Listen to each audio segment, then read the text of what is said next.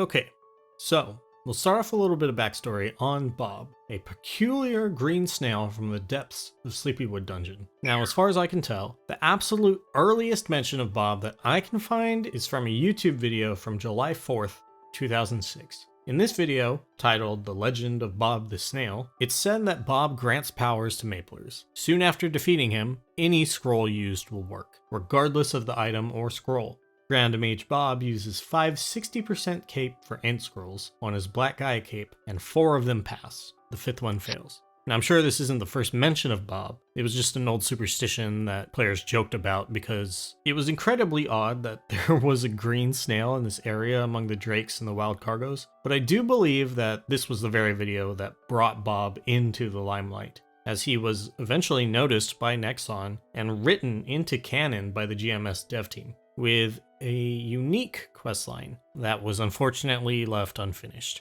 So, a post I found on Basil Market by Special Edward in 2011 remembers the questline for Bob being added around version 34. Now, this is a pretty close guess. Version 34 was on February 6, 2007. It introduced the Shirenian Guild party quest along with the excavation site, along with a couple of Valentine's Day and Lunar New Year's events. But my theory is that the questline was actually added in the previous update in version 33 on January 11th, 2007, when the Amoria quests were released. And this is because Amoria was created by the GMS dev team, back when GMS actually had a real dev team. But because the Bob quests were also made by the GMS dev team, I think they implemented this one at the same time they added those Amoria quests.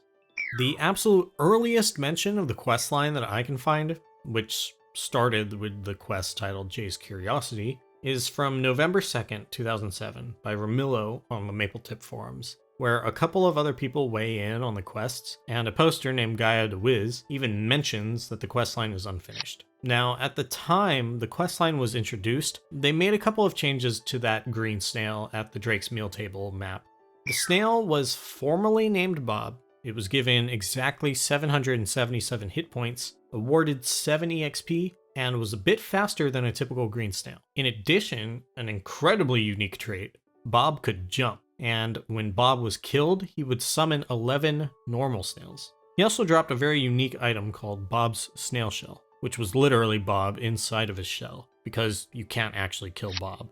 The item description reads, "Threatened for his life, Bob went back into his shell. You can carry him. He's not too heavy." Before I go through Bob's questline, I kind of have to explain another one, because it was actually written after the ending of another existing questline called Find the Maple History Book. And you might know this quest because it rewarded Chief Stan's hat. Now, I'm not entirely certain when that questline was added, but because it involved both Orbis and Ludus Lake, I assume it was released on March 2nd, 2006 in version 19 when Ludibrium came out. Now, all of these quests were removed in version 93, or as most people know it, Big Bang, which was on December 7th of 2010.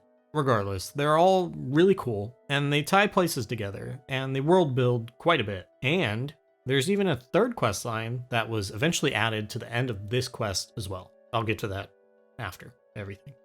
So while you're in Hennessy's, you meet Jay, who introduces himself as Chief Stan's oldest son. He's looking for somebody trustworthy and dependable to help him recover Maple history books. These books contain every historical detail of Maple World since its creation. I wish I could read these books. But the books have been kept safely by important people, but something happened recently. One of the books is still safe, but the other 2 are either stolen or at least in danger of being stolen. You and Jay need to find all 3 volumes of the Maple history books and deliver them to Tegan. Tigan, I'm just gonna say Tegan, the advisor of Ludibrium. The first volume that covers the creation of MapleStory was on its way to Orbis, along with the person responsible for it, but contact was lost after they boarded the ship to Orbis. Jay wonders if he was ambushed by the Crimson Balrog, but maybe it's still hidden inside the ship. The second volume contains the developmental part of MapleStory and how it rose to become the society that it is today. The book is well taken care of by Grendel the Really Old, who stores it in a box in Alinia's library. The third volume contains important information about the background of Monsters' stories. Monster stories. Monsters' stories. Monsters' stories. Along with the way to combat them. The book should never be in the hands of a monster, but it is. It's been stolen by the Kronos in Ludibrium, but you'll have to defeat them until you can find the one who carries it. When you do find all 3 volumes of the Maple History books and you deliver them to Tegan, he says that he'll deliver them straight to the King of Ludibrium. Tegan is grateful that he and his dad can relax and maybe visit some other countries. He has asked for the king to award you a Medal of Honor for your assistance. Afterwards, he suggests that you return to Jay and you tell him the good news of a job well done. Jay notices that you're wearing a Medal of Honor, and he is excited over the news of the King of Ludibrium receiving the books. As a gift, he gives you the hat that his father, Chief Stan, used to wear during his traveling days. So, once you have completed this quest, you could start the infamous Jay's Curiosity quest. So, although you delivered the Maple History books to Tegan the Advisor, and they were personally delivered by him to the king, somehow, when you return to Jay, you've kind of picked up that he doesn't seem to acknowledge or notice you when you call out to him. It usually just looks like he's working on some sort of riddle. When you speak to him, he says that he's just catching up on his reading of the Maple History books that you've returned. I don't really understand that, but though he's read them all, he says that his father is the chief of Hennessy's and is very strict on memorizing every single item that has occurred in Maple History. Jay still remembers all the names and the numbers. Something in the book has been bothering him though. The name Bob Snail, that's S-N-A-L-E, not S-N-A-I-L. The name Bob Snail is mentioned frequently, but there's no picture or description of the person. The name magically appears and disappears without any explanation. So, of course, you offer to help him, and he says that he's been everywhere around Victoria Island speaking with numerous people while he's looking for Bob Snail's traces that are written about in the Maple History books, but nobody seems to know about the person. All he's got from the book was that he was last seen in the dungeon. Now he says dungeon, but this refers to Sleepywood Dungeon, obviously. He would go himself, but it's too dangerous. But of course, you're quite capable. So you follow his instructions and you delve deep into the dungeon, eventually coming across a lone green snail at the Drake's meal table. The snail, scared for his life, retreats into his shell, and you pick him up and you carry him around. While you're still in the dungeon, as you pass by Gwyn, an exhausted traveler, he notices that you're carrying Bob's snail shell, and he questions you about it, wondering if you're responsible for the huge scar on the shell. And he tells you that Bob is a legend among people who know him. Bob even helped Gwyn get out of the Drake's meal table when Gwyn was hurt, though he could have gotten out by himself. As you're kind of thinking to yourself about individuals who may know about Bob, you decide to talk to the Rememberer of Sleepywood. After clearing out a lot of the dangerous monsters, you bring him Bob Snail, and he takes a little while to remember, but of course he's the Rememberer, so he mentions that he is indeed the snail that he saw crawling towards the dungeon through Sleepywood a long time ago. Ages have passed, but the only thing that has changed is the number of scratches on his shell. As you hand him Bob, he kind of wonders why you aren't leaving, stating that he is the Rememberer who counts up the monsters that you kill. Bob Snail is a legendary being, and he's just been waiting for this moment. Somehow, Bob escapes, and you find him again. And when you next speak with the Rememberer, he says that Bob magically disappeared from his collection of monsters. He offers you a reward for handing Bob back, as monsters are meant to be hunted, not protected. You give the Rememberer a different snail shell to save Bob, and when the Rememberer begins to catch on, you just run away really quickly. So I assume you run in the direction of Alinia or something, because you end up visiting Grendel the Really Old, another person who might know something about Bob. As Grendel gets his glasses and inspects the snail shell, he recognizes Bob, and he asks if he's okay. He tells you that Bob is one of his oldest and dearest friends, and has known Bob since he was a little child. So Bob is probably just as old. They used to speak a lot about like the universe and the purpose of life, but one day Bob decided to pursue an ascetic life of solitude. You ask how to get Bob out of his shell, but Grendel doesn't know, but he thinks that Bob is probably pretty mad at you. So you head back to Hennessy's, but there's one other person who might know something. Bruce, who is a monster researcher. So you visit him on your way back to Jay, and Bruce kindly greets you, thanking you again for helping him find his daughter. And he's pretty confused as you have him look over Bob's snail shell. He says that it appears as just another snail shell, but if you look close, the growth rings are very densely constructed, making it practically impossible for human eyes to count them. Now we'll pause here for a moment. I mentioned around the start that this questline was never finished. There are a couple of unimplemented quests that continue the story, but for some reason, some of them were added to the game without any dialogue. There is an ending after everything, sort of, but it doesn't truly end.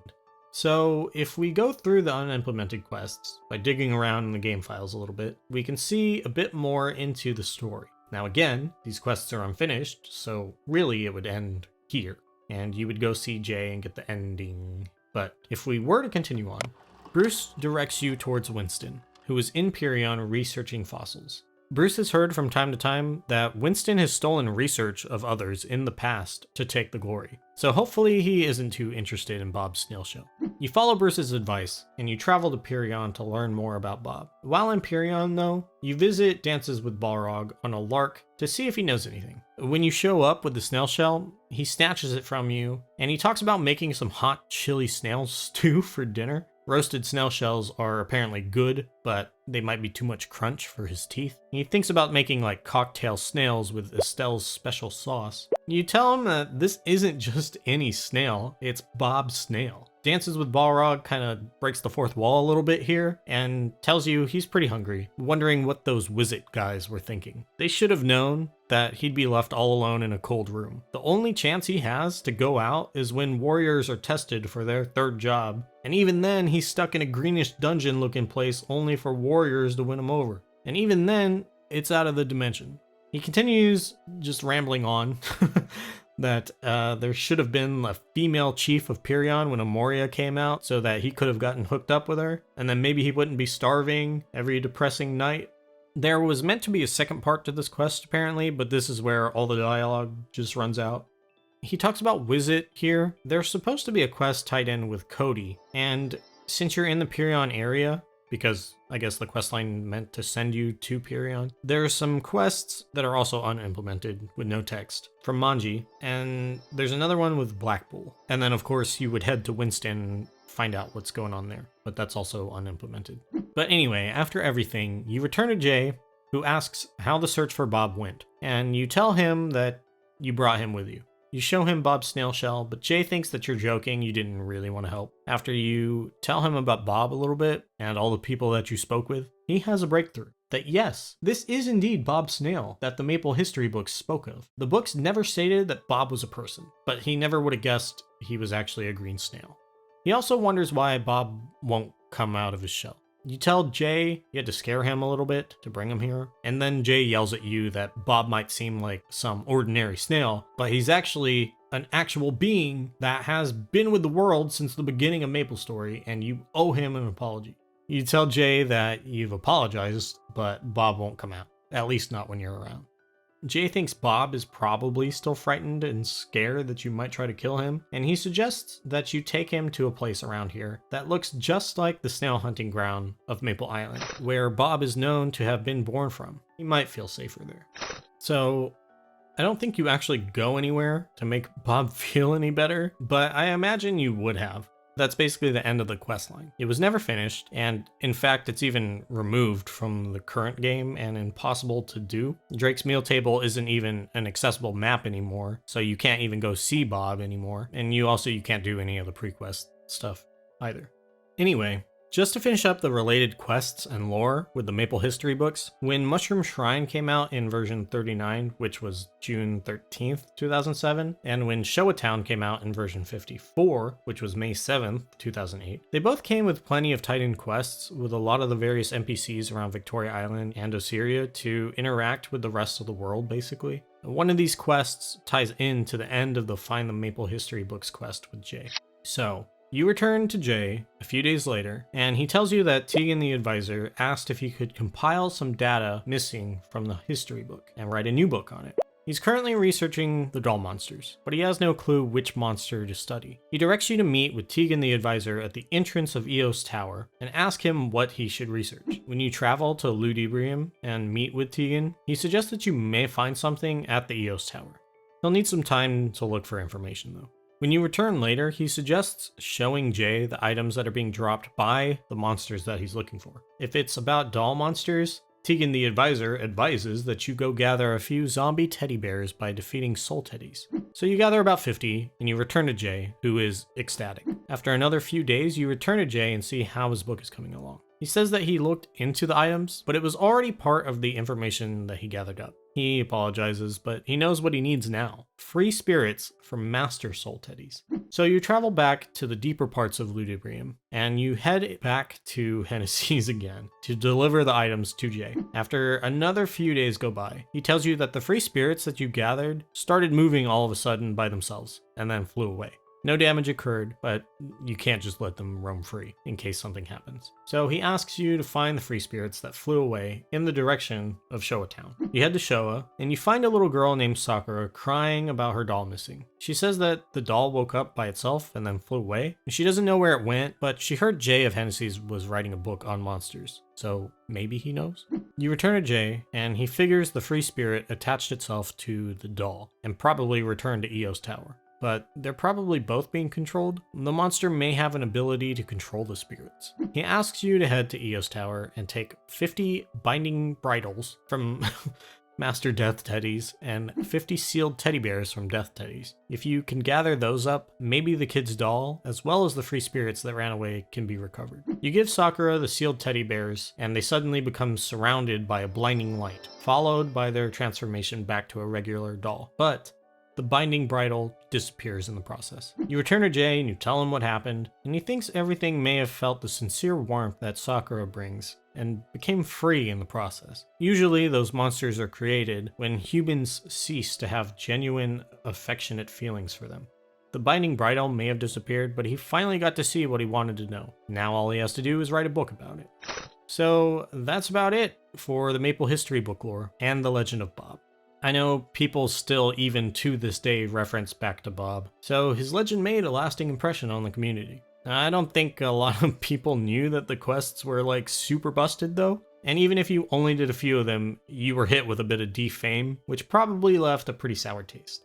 I think it's actually pretty cool that a community joke essentially made its way into the game. I wish things like that still happened. Also, it kind of reminds me of Jay and Silent Bob. Clerks is one of my favorite movies, so I don't feel a little impartial towards it. Anyway, I make videos pretty infrequently, but I think I'm starting to get a little schedule down for once a week on Mondays, but who knows how long that'll last. If you want to subscribe and click the little bell icon, you can get a notification when I actually do get around to making another video. But if there's anything important that I'm missing, let me know.